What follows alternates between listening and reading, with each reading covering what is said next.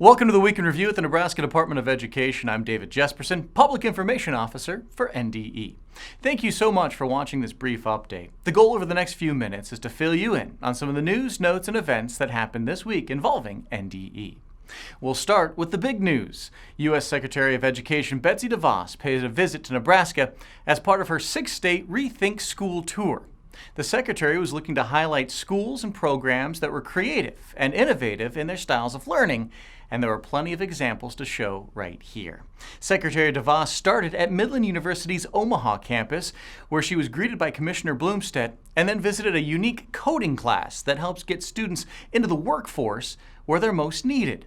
The next day, Secretary DeVos visited Nelson Mandela Elementary in Omaha, where she saw how a community comes together to support the school. The kids there also played the violin for her as a class. Next up was St. Mary's Elementary in Lincoln. Secretary DeVos had a chance to read to kindergartners, learn about avoiding distractions with 7th graders, and hear the St. Mary's Choir perform in their church. And finally, the Secretary headed over to the Lincoln Zoo School. There, students were able to showcase their unique learning environment inside the Lincoln Children's Zoo.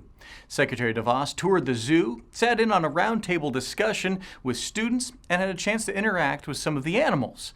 She said all of the schools on her visit were shining examples of how to teach and personalize learning to each student. Commissioner Blumstedt accompanied the Secretary at each of her stops along the way and was able to talk with her about Nebraska's schools. He said he was very excited to have her visit and get the opportunity to show how Nebraska is a leader in innovation and choice. Well, it was a busy week for the commissioner. He also made an appearance on 1011 News' First at 4, where he talked about Nebraska's successes in the classroom and how we are a leader nationally. On top of that, the commissioner also gave a TED Talk as part of Lincoln's TEDx program. He joined a tremendous group of speakers and shared his passion for Nebraska's education and his hopes for the future. It was also a busy week for everyone.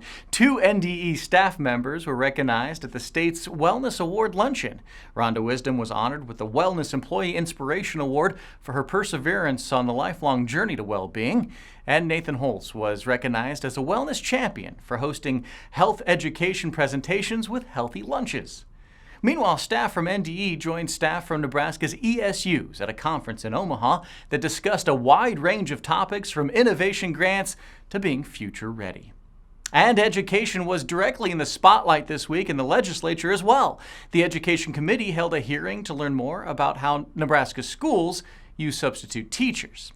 And if that wasn't enough, we have a lot more information for you on the web at education.ne.gov. This month's board report is available with major highlights from September's board meeting, including the adoption of the state's science standards, the setting of ACT cut scores, and the board's approval of Nebraska's ESSA plan.